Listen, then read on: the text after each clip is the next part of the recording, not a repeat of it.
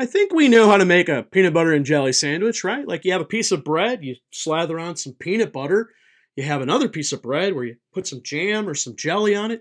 You take the two sides of bread, you put them together, peanut butter to jelly. You're not a monster, bread to bread. And then, you take your sandwich and you cut it in half. Triangles or squares? The eternal debate down below. Triangles.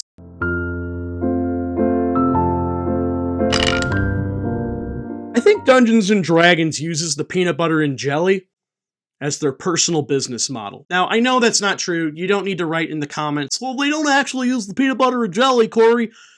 Stick with me. I'm going to explain to you what I mean, because, I like to role play imaginary things in my head, and that's probably why you're here viewing my channel, because you like playing games where you pretend you're a wizard too.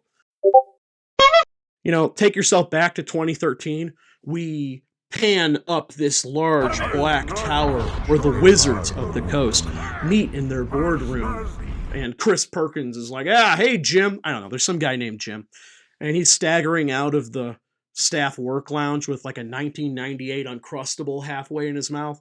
And Chris Perkins goes, Jim, you got that business proposal? And Jim's like, yeah, we could turn Dungeons and Dragons into this. Doesn't have crust. And Chris Perkins looks at him and goes, a critical hit, Jim. You did it. I tip my baseball cap to you. 5th edition is the Uncrustable peanut butter and jelly sandwich of Dungeons and Dragons. When you really break it down and think about it, the peanut butter and jelly sandwich is old, it's familiar, it's beloved, it's simple, and now you got rid of the crust and you put it in a fancy packaging? Get out of town! Sign me up. Your grape jelly, smooth peanut butter, you can't go wrong. Oh, for crying out loud. And that's what 5th edition is. 5th edition is the Uncrustable peanut butter and jelly. Now, there are other tabletop designers who like to do things like this, where they go, well, my peanut butter and jelly has strawberry jam in it. And of course, there's going to be trolls in the comments who are like, well, it's always had strawberry as an option, you ding-dong.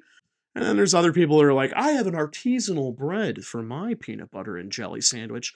But at the end of the day, we're just selling peanut butter and jelly sandwiches the way that people might want them. And I didn't want to do that. What I aimed to do when I made WANDERVERSE was say, listen, I know you like peanut butter and jelly sandwiches. I know some of you guys like Nutella and banana. I'm looking at you, Vampires of the Masquerade players. What I aimed to do was put all the ingredients and things you would need to make the perfect PB&J the way you like to eat it in this book, so that you don't have to go into your kitchen and find your own bread and your own jam. Plating in 5. Yes, sir! And not only are the ingredients there, but I'll even show you how to make a really killer PB&J. And here are a few quick rapid-fire examples of how WANDERVERSE provides you with these types of ingredients. One of my favorites is in the lineage section. When you're picking what you want to be, instead of having 35 different animal races that you have to memorize, Loxodons, Tabaxis, Turtles, etc., you just pick the animal you want to be and then you build it yourself. In fact, you can also play as a Gorgon. You can build your own kind of wild thing, like where the wild things are. There's a whole selection of traits to choose from, and it's very similar to GURPS in the way that you build your character through that system. You have combat and role-playing traits. Pick whichever lineage you'd like, and then you build it yourself. So if you want to be a human who's somehow bioluminescent, or you want to be a halfling who has a tail and claws and fangs, you can build it that way. You can also take disadvantaged traits that let you add some more role-playing flavor and maybe some interesting game mechanics to flesh out your character even more.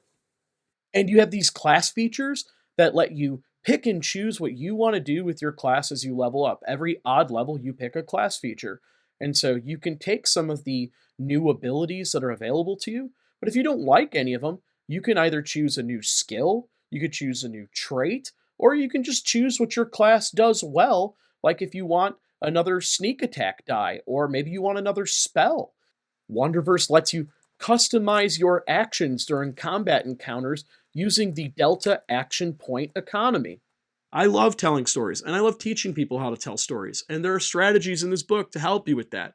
The ingredients are in there. I'm not trying to sell you my version of a peanut butter and jelly sandwich. I'm trying to sell you all the ingredients and the skills to teach you how to proverbially fish or make your own. I love you all. We love you too, Chef! WANDERVERSE is coming to Kickstarter March 25th. You can join the pre-launch with the link below.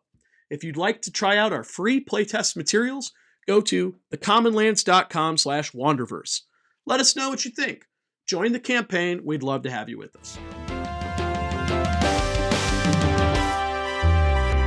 Here comes a storm.